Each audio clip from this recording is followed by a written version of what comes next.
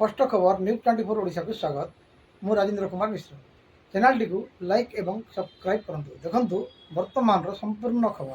80तम स्वाधीनता दिवस पालन पूर्व घरे घरे तिरंगा कार्यक्रम सारा देश में चली अछि। एही अवसर में कलाहांडी जिला भवानीपाटना सहित समस्त जिले में यही कार्यक्रम देखा मिली अछि। देखंतु जहाद्वारा देश में समस्त पाखरे देशभक्ति एवं तिरंगा प्रति सम्मान बजाय रहिबो।